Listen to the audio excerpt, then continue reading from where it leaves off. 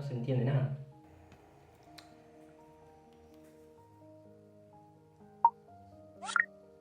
Hola Tommy. Che, escucha, ¿qué te parece si hacemos un proyecto juntos?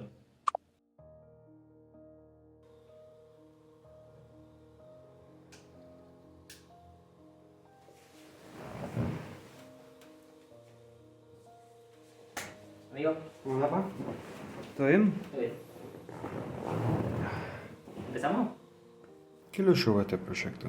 Bueno, Julio llevaba años intentando mejorar la experiencia de IoD.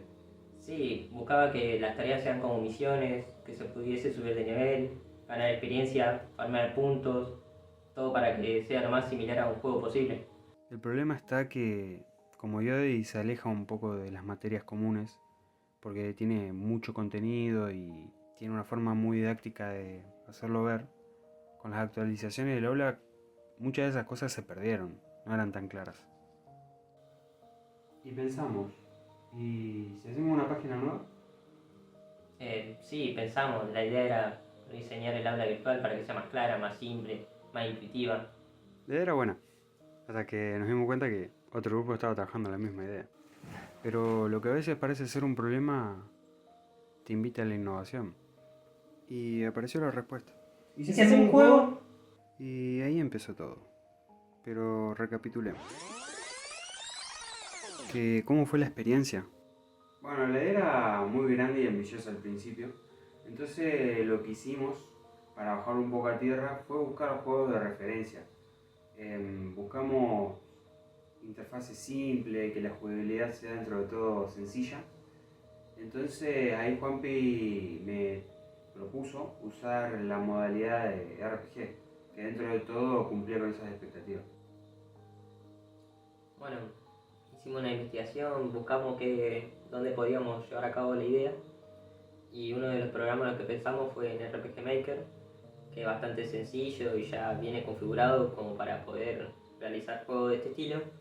El problema es que al querer salirse de la fórmula que propone el programa se vuelve mucho más complicado que cualquier otro. Es muy sencillo si querés hacer lo que te propone el programa, es muy complicado si querés hacer algo más innovador. Y entonces vimos más opciones como Unreal, Unity y Godot. Unreal lo descartamos, más que nada porque era un motor algo exigente en la gráfica, pero el problema principal por el que lo descartamos fue porque no dejaba exportarlo sin pagar, y con Unity pasó algo parecido, es que no dejaba exportarlo sin hacer un aporte, por lo que siendo estudiantes nos fuimos a la opción más conveniente, que era Godot. Godot funciona tanto para juegos 2D como 3D y su lenguaje de código no es tan complicado. Además, algo bueno que tiene es que tiene muchos tutoriales en internet y que con inteligencia artificial se puede solventar bastante fácil, la verdad. Pero en realidad lo principal es que es gratis. Con el motor gráfico resuelto ya estaba tomando forma nuestro proyecto, pero surgió el gran problema de que no sabíamos con qué animar. Igual que con el motor gráfico, iniciamos una investigación. Bueno, inicialmente arrancamos con un programa que se llama Pixel, que es una página que te permite hacer una aproximación a lo que son las herramientas para hacer dibujo en pixel art. La ventaja que tenía en principio era que tenía un visor que te permitía ver las animaciones capa a capa que vos ibas haciendo. Eso estaba bueno porque ibas pudiendo corregir pequeños errores a medida que ibas dibujando. Al mismo tiempo que, bueno, también tenía una gama de colores bastante amplia, que eso lo tiene la mayoría de los programas, y no necesitabas tener una cuenta para poder trabajar en eso. Era como que directamente dibujabas y lo podías guardar tanto en tu compu como en la página. La desventaja que tenía era que el lienzo no era muy grande, siempre trabajabas en modalidad de creo que máximo 64 por 64 y también que la forma en cómo trabajaban esas capas para poder animar era media rara, no era muy intuitiva. Entonces, lo que hicimos fue diseñar dos personajes ahí, que son los que están en el juego, que son el Uli y Lara, y después nos trasladamos a Photoshop, y eso mejoró mucho el flujo de trabajo. Photoshop era una herramienta que nosotros ya conocíamos porque la veníamos trabajando con la Facu, y la verdad que nos aligeró bastante el trabajo porque tenía mucho más herramientas de edición. Lo único, al principio tuvimos que configurarlo para poder usar el lápiz, para poder trabajar en píxeles, que no fue muy difícil.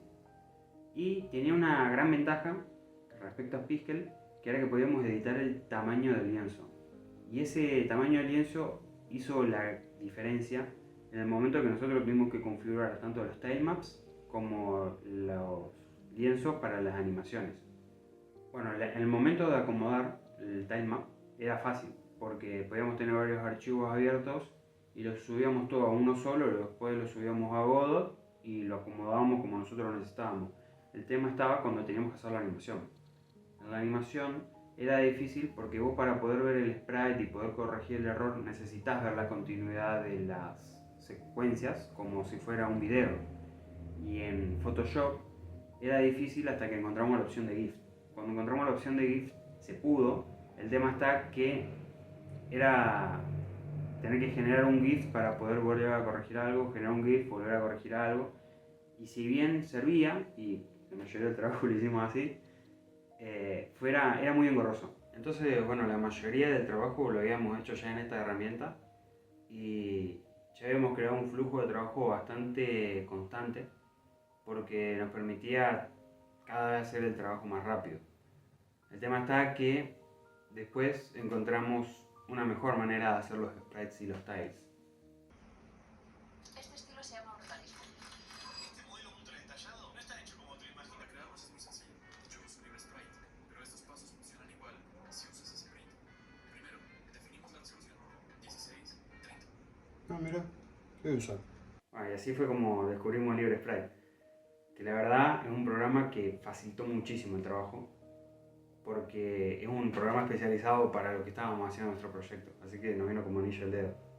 Para la parte de las animaciones fue crucial, porque con eso podíamos editar tanto la parte de la animación y los efectos cuando se está moviendo el personaje, como para poder controlar y asegurarnos de que el personaje esté centrado, que la fluidez del movimiento sea clara y que los colores también sean buenos. O sea, se podía controlar igual que en Photoshop. Entonces, era un golazo.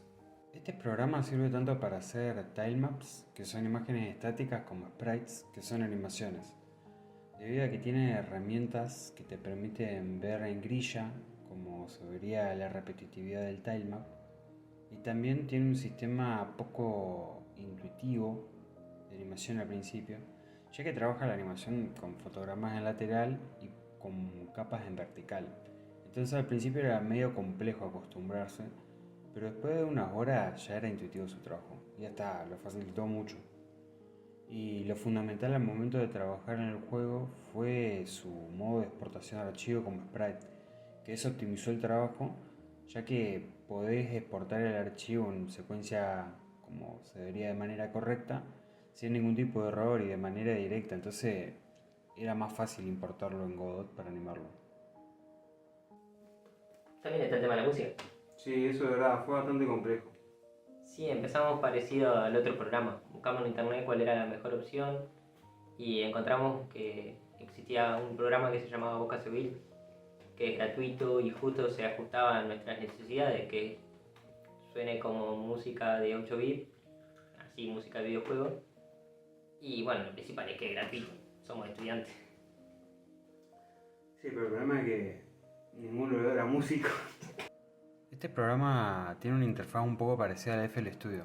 Se trata de una consola con un lado que tiene distintas pistas, donde puedes colocar los bloques con las notas, y otro apartado donde puedes elegir el instrumento y posicionar las notas y su volumen general. La ventaja que tiene el programa es que es bastante intuitivo, no es muy difícil de usar, y para no ser un experto logramos componer un par de pistas. Pero la única desventaja es que si no sabes nada de teoría musical, les cuesta arriba hacer una canción. Pero bueno, logramos componer un par de piezas. ¿Qué fue lo más difícil?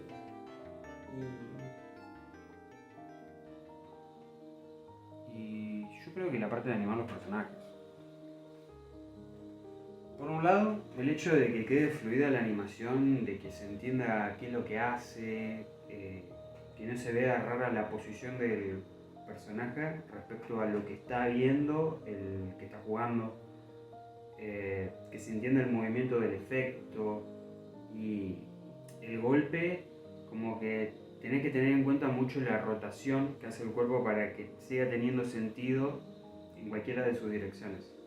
Por otro lado, el problema está en que cuando lo comprimís todo en un 32x32, es muy complejo que la figura se siga entendiendo, porque el personaje sería como la abstracción máxima de lo que vos estás viendo con mucho más píxeles. Entonces poder reducirlo todo para que se entienda tanto la forma como la ropa, las luces, la sombra, el movimiento, es complejo.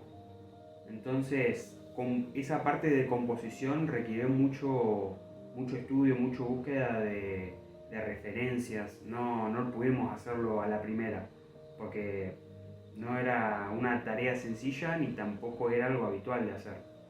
Y para mí lo más difícil fue la programación en general. Para empezar, yo no sabía programar. Además, el programa está en inglés y eso me liquidaba. Yo había trabajado ya con RPG Maker, que tiene la opción en español y además tiene los códigos ya prefigurados. Entonces uno ponía los cambios que quería, como si quiero que el personaje vaya más rápido le cambio el número de la velocidad nada más. Pero en este caso había que agregar la función de la velocidad y demás, que todas cosas que yo no sabía.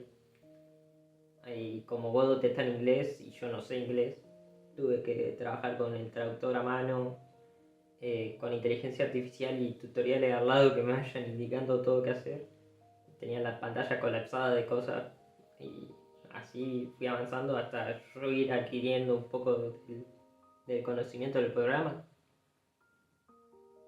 Y la mayoría de los problemas surgieron cuando quisimos pasar las cosas a Godot. Sí, pasar del mundo de las ideas a Godot, un viaje. Cada ítem, cada personaje, cada escena del juego tiene su código propio. Y ahí todo es un problema. Una mayúscula de más, un punto de menos, te arruina el código y no te deja iniciar y perdiste todo el trabajo. A mí me pasó al momento de querer agregar los corazones que indican la vida del personaje, que había un error tan chico que ni la IA lo detectaba. Me recomendó ir atrás, hasta que lo encontré. Estaba al inicio, era una mayúscula de más. Imagínate el tiempo que perdí por una mayúscula de más. Sí, también en la parte física lo que pasa es que cuando quisimos hacer la animación de ataque, por ejemplo, nosotros veníamos trabajando con imágenes de 32x32 píxeles y eso el programa te lo crea como en el centro. El tema está que cuando nosotros quisimos hacer la animación de ataque necesitaba más píxeles para poder hacer una animación que se vea bien. Y claro, cuando quisimos subir ese archivo, como estábamos trabajando por algo fuera de 32x32 píxeles, el programa lo centraba en otra parte, entonces hacía un movimiento raro cuando lo quería presentar. Claro, ahí yo te recomendé, y bueno, hacer las imágenes más largas de los dos lados. Sí, eso es verdad, y igual lo quería matar cuando me dijo eso porque ya había terminado todos los sprites, y entonces me tuve que modificar uno por uno, cada uno. Nada, fue un viaje. Y al final no terminamos usando todo porque bastaba con afectar lo de ataque nada más. Sí, increíble. Lindo laburito, Dios. Bueno, yo estoy contento con nuestro resultado porque arrancamos con un problema de experiencia y lo terminamos resignificando en algo que no se esperaba, que era un juego. Entonces para mí fue bastante parecido a un proyecto de diseño. Sí, yo también. Y además, creo que no importa solo tener una buena idea, sino también tener un buen criterio. Y arriesgarse a probar, tener desafíos nuevos. Yo no sabía programar y ahora tampoco, pero algo aprendí.